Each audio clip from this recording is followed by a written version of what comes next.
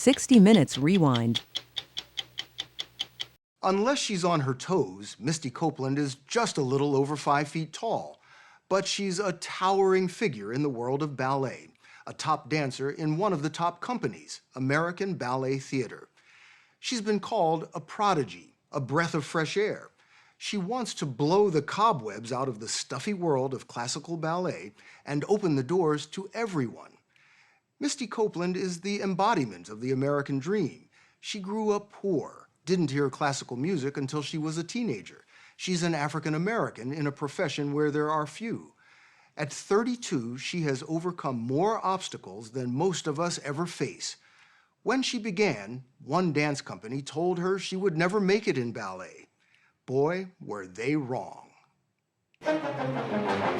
Misty Copeland will tell you she's never more alive than when she's on stage, on her toes, her athleticism and grace on full display.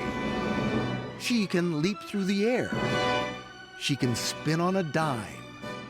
She can make you believe she's a swan by a lake.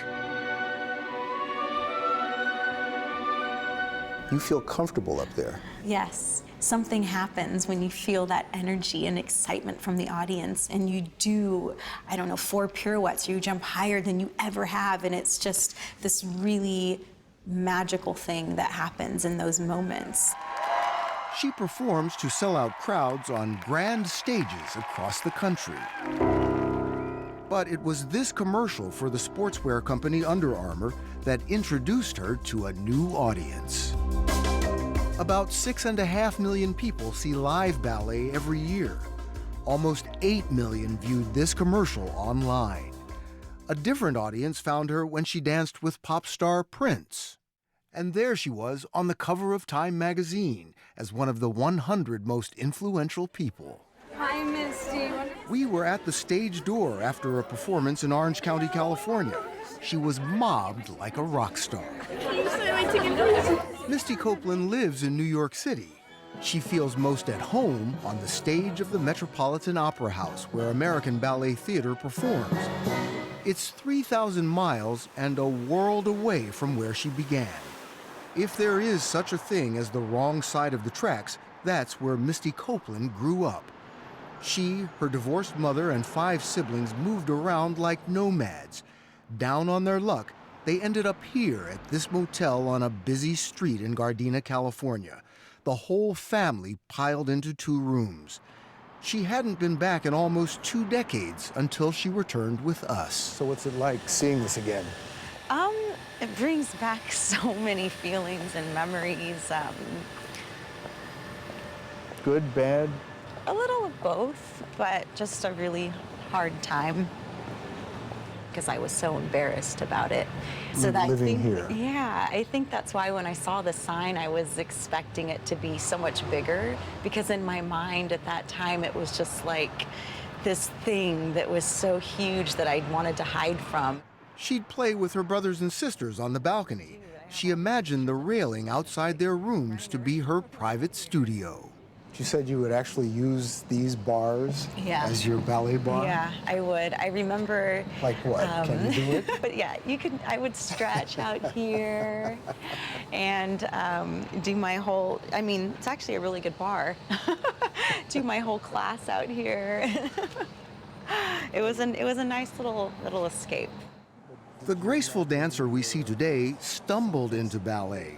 A teacher at school noticed her fluid movement and suggested she check out the after-school ballet program at the San Pedro Boys and Girls Club. Misty Copeland was 13 years old. That's kind of old for someone to just start taking ballet. It is, yeah. So what was it like when you first walked into a ballet studio? My first ballet class was on a basketball court. I'm in my gym clothes and my socks trying to do this thing called ballet, and I didn't know anything about it. The first time I saw her, she was sitting high on the bleachers, and I asked her to come down and join us, and it took a lot of coaxing. The coaxer was Cindy Bradley, the ballet instructor who would change Misty Copeland's life. You might call it luck. Cindy Bradley says it was magic. I've never been able to put it into words exactly the feeling that I got, but it was almost like a vision of what she could be one day. What is her talent? She had the perfect feet, and she was flexible. I knew that she was going to be one of the greats. Bradley says Misty Copeland had a gift. If she saw a step, she could master it. It takes most ballerinas more than 3 years to get up on their toes. It took Misty Copeland 3 months. Once I was a part of it, I couldn't get enough of it.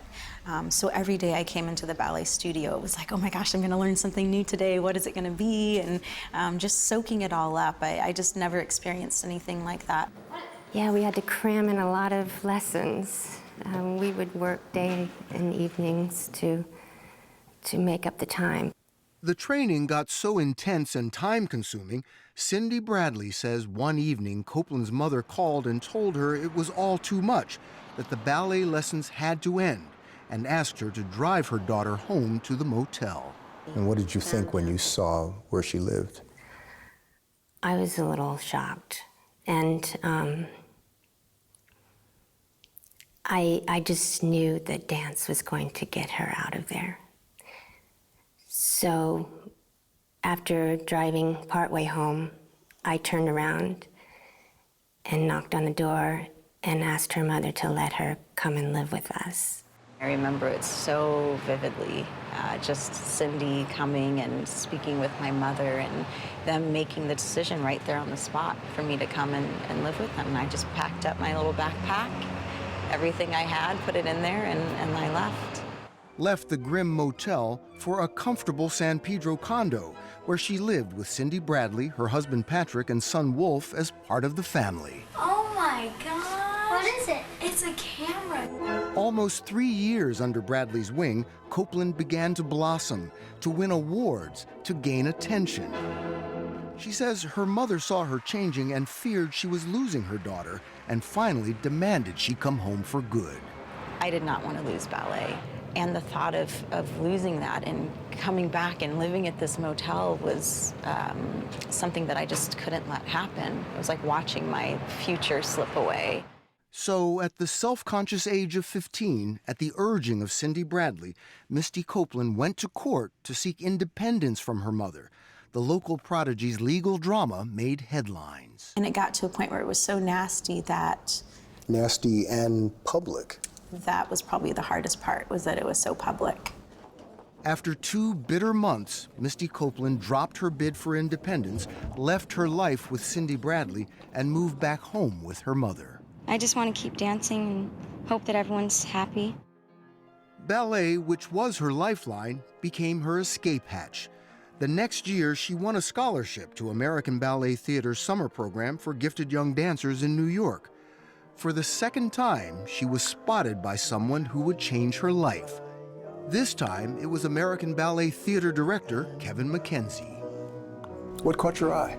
She has a proportion to her body, and she has a response to music, a visceral response to music, and a coordination that are all the ingredients of a major ballet dancer. The story will continue after this.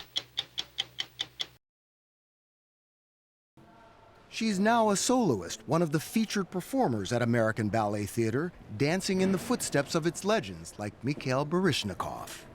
I used to wonder, as an African American, if she was aware of the symbol she could possibly be. What do you mean? You know, if she goes where she can go, she's going to be a very big symbol. This is a very big deal here. A big deal because there are so few black dancers in major ballet companies. They're being told they don't fit in, they won't have a successful career, they don't have the bodies. Even to this day, I hear that I shouldn't even be wearing a tutu. I don't have the right legs, my muscles are too big. What do you think when you hear that? There are times when I believe it, when I start to question, you know, maybe I'm seeing myself in a different way than the people in the audience see me. Because to me, I think I look like a ballerina and I feel like a ballerina, but maybe I'm not seeing what other people are seeing. She's changing perceptions one step at a time. Misty Copeland is powerful, elegant, determined. It takes a lot of effort to look this effortless. We saw her drive one night in Orange County. Amid the stagehands and exotic creatures, we found Misty Copeland tying up, lacing up, making up. She was relaxed but focused. There's maybe one part in my solo that's a little bit difficult for me. What part is that? I'll be looking for it. No, I don't want to tell you. But she did tell us. It's hopping on her toes. It looked all right to us, but after the scene, we could see the frustration on her face. So what were you unhappy with? Oh, just like that thing we were talking about. The hops. She put on her stage face and finished the performance. She might look like a music box doll, but Misty Copeland is tough as nails. 3 years ago, in rehearsal for her first starring role as the mythical Firebird, she didn't tell anyone her left leg was hurting badly. By the time the show came, it hurt just to walk.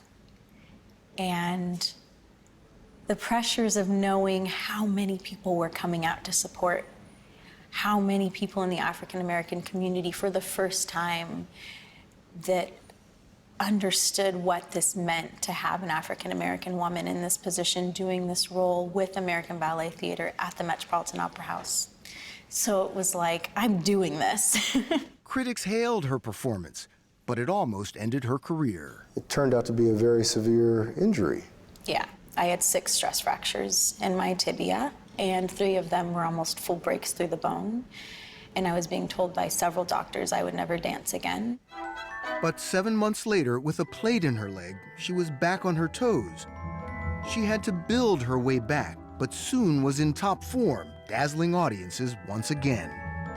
Ballet has lifted Misty Copeland from poverty, over assumptions about race, and through injury.